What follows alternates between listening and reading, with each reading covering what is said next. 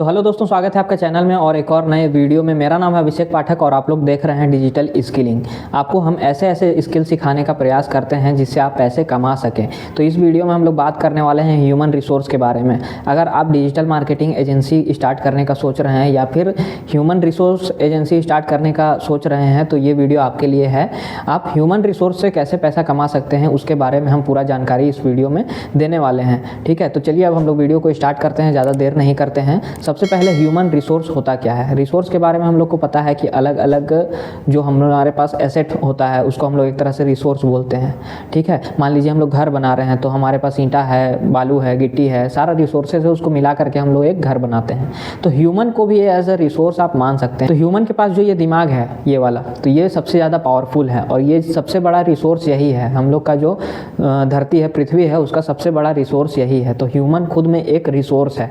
ठीक है, चलिए अब आपको अपने मार्केटिंग एजेंसी से, डिजिटल मार्केटिंग एजेंसी से या ह्यूमन रिसोर्स एजेंसी से, डिजिटल मार्केटिंग एजेंसी हो गया कि आप ढेर सारा चीज़ उसमें सर्विस प्रोवाइड कर रहे हैं। ठीक है, लेकिन ह्यूमन रिसोर्स का जो एजेंसी होगा आपका या फिर बीपीओ होगा उसमें आप सिर्फ ह्यूमन रिसोर्स ही प्रोवाइड करिएगा। ठीक है, अब ह्यूमन रिसोर्स जो होता है अलग अलग टाइप का होता है क्योंकि सारे ह्यूमन के पास अलग अलग स्किल होता है। जैसे कि फॉर एग्जांपल हमारा कोई कंटेंट राइटर होगा, कोई ग्राफिक डिज़ाइनर होगा, कोई वीडियो एडिटर होगा, कोई वेब डेवलपर होगा। ठीक है, और यहाँ तक कि कोई गार्ड होगा, कोई मेड होंगी। ठीक है, तो सबका अलग अलग स्किल होता है। आप अपने एजेंसी से कितना सारा ह्यूमन रिसोर्स प्रोवाइड करना चाहते हैं वो आप पे डिपेंड करता है। ठीक है, तो चलिए सबसे पहला स्टेप में आपको क्या करना है, आपको एक एजेंसी खोल लेना है, जो भी लीगल टर्म है उससे रजिस्टर कर लेना है। ठीक है, अगर आपको कंपनी ही खोलना है तो आप सोल प्रोप्राइटरशिप कंपनी खोल सकते हैं। ठीक है, इसके बारे में पूरा डिटेल्ड वीडियो आएगा कि कौन सा कंपनी आपको खोलना चाहिए, कौन सा कंपनी बेस्ट होता है। ठीक है, सोल प्रोप्राइटरशिप खोल सकते हैं या 1% कंपनी खोल सकते हैं। ठीक है, इसके ऊपर हम डिटेल्ड वीडियो बना करके आपको देंगे कि कंपनी और बिजनेस को रजिस्टर कैसे करें, क्या क्या उसमें लाइसेंस चाहिए रहता है, वो सारा चीज़ हम आपको बताएंगे आने वाले वीडियो में। ठीक है, तो सबसे पहला स्टेप है, एक आप एजेंसी स्टार्ट कर लीजिए। स्टार्ट में अगर उसको आप रजिस्टर नहीं भी करते हैं तो चलता है। अगर आप लॉन्ग टर्म विजन लेकर के चल रहे हैं तो उसको रजिस्टर करिए, नहीं तो स्टार्ट में आप उसको रजिस्टर नहीं भी करते हैं तो काम चल जाएगा, कोई दिक्कत वाला बात नहीं है। ठीक है, उसके बाद आप कनेक्शन बनाना स्टार्ट करिए। आपके पास जो आपका एजेंसी है उसमें ढेर सारा आपके पास कॉन्टैक्ट्स होना चाहिए। किसका कॉन्टैक्ट्स होना चाहिए? जो आप कंपनी को ह्यूमन प्रोवाइड करने वाले हैं एज ए रिसोर्स। ठीक है, ह्यूमन रिसोर्स आप किसी भी कंपनी को प्रोवाइड करने वाले हैं। बड़ी बड़ी कंपनीज में हम लोग ह्यूमन रिसोर्स प्रोवाइड करते हैं जो आपके कस्टमर होंगे, आपके एजेंसी के जो कस्टमर होंगे। ठीक है, अब बड़ी बड़ी कंपनीज आप बोलिएगा वो खुद क्यों नहीं किसी को हायर कर लेते हैं, वो खुद क्यों नहीं किसी को बुलाएंगे।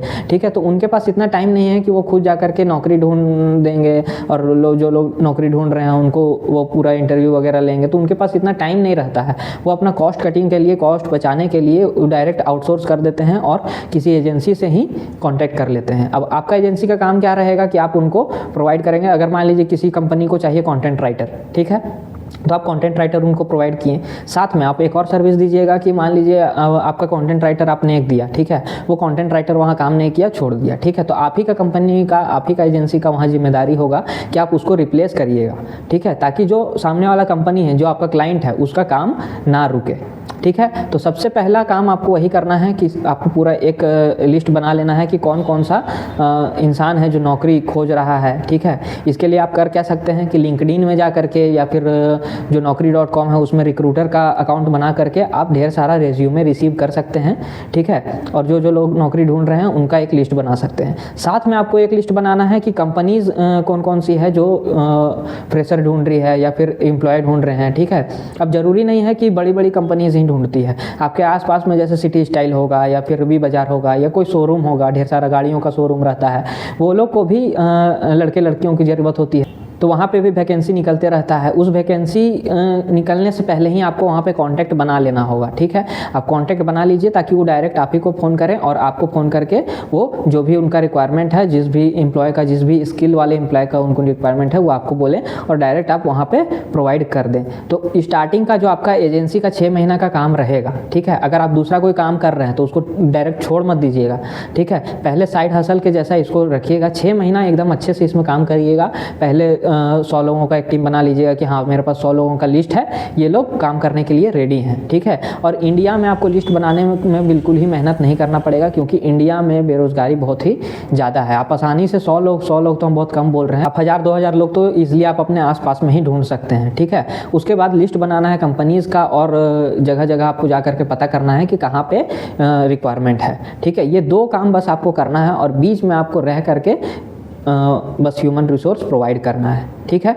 अब सारा जगह का हम बताएं कि कहाँ कहाँ पे आपको फ्रेशर मिल सकते हैं। कंपनीज़, बड़ी बड़ी कंपनीज़ जो आपके एरिया में है वो, ठीक है। अब बड़ी कंपनीज़ का हम बात कर रहे हैं, इसका मतलब ये नहीं है कि आपके जो एरिया में लोकल बिजनेसेस हैं, ठीक है, रेस्टोरेंट हो गया, छोटा छोटा जो बिजनेस होते हैं, ठीक है, भले ही एक ही एम्प्लॉय वहाँ पे काम कर रहा है, मान लीजिए कोई दुकान है, वहाँ पे एक ही एम्प्लॉय का ज़रूरत है, ठीक है, तो उनसे भी आप कॉन्टैक्ट बना के रख सकते हैं कि जब भी आपको एम्प्लॉय का ज़रूरत होगा, या तो आपको एम्प्लॉय बढ़ाना होगा, या फिर एम्प्लॉय को रिप्लेस करना होगा, या अगर आपका एम्प्लॉय छोड़ दिया है तो उसके जगह में आपको नया एम्प्लॉय चाहिए, ठीक है, तो वहाँ हम प्रोवाइड करेंगे, ठीक है। आप अपना कार्ड दे करके कॉन्टैक्ट बना करके रख सकते हैं, ठीक है। तो जितना ज़्यादा कॉन्टैक्ट आपका रहेगा, जितना ज़्यादा नेटवर्क रहेगा, उतना ज़्यादा आपका बिजनेस ग्रो करेगा। अब इसमें थोड़ा सा तो आपको काम करना ही पड़ेगा, मेहनत करना पड़ेगा कॉन्टैक्ट बनाने में। और जो मल्टी लेवल मार्केटिंग वाला होता है, आप जा करके बताते हैं ये प्रोडक्ट है, ये है, उससे बढ़िया काम ये है, इसमें आप कॉन्टैक्ट बनाइएगा तो ये लॉन्ग टर्म के लिए आपको काम देगा, ठीक है। और ये कॉन्टैक्ट आप दूसरे किसी बिजनेस में भी काम में ला सकते हैं। और एक बार आप एक चीज़ का एजेंसी स्टार्ट किए, उसके बाद उसमें और भी सर्विसेज ऐड करते जाइए।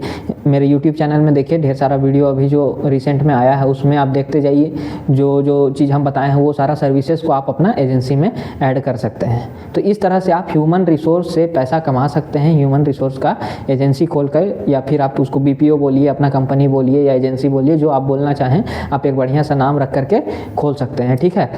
यहाँ तक कि आप गार्ड और मेड का भी मतलब सर्विस दे करके आप बहुत अच्छा खासा पैसा कमा सकते हैं, क्योंकि घर की जो लेडीज़ होती हैं वो मेड के लिए बहुत ज़्यादा परेशान रहती है कि आज मेरी काम वाली बाई नहीं आई, चाहे गार्ड के लिए लोग बहुत ज़्यादा परेशान रहते हैं।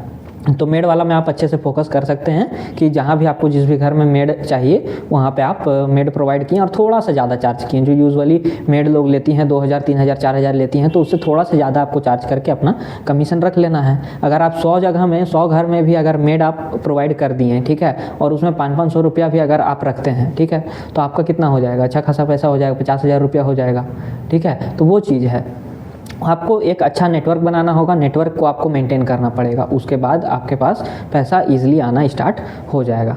तो चलिए, उम्मीद करते हैं कि आपको ये वीडियो पसंद आया होगा, समझ में आया होगा हम क्या कहना चाहते हैं। और अगर समझ में नहीं आया, क्या समझ में नहीं आया, उसको आप कमेंट करके पूछ सकते हैं, या डायरेक्ट मेरे से कॉन्टैक्ट करके पूछ सकते हैं। मेरा कॉन्टैक्ट नंबर है 8709369285। आप कॉन्टैक्ट कीजिए, पूछिए, कोई भी दिक्कत नहीं है, ठीक है। हम आपको अच्छे से 1-to-1 में भी बता देंगे। Thank you so much.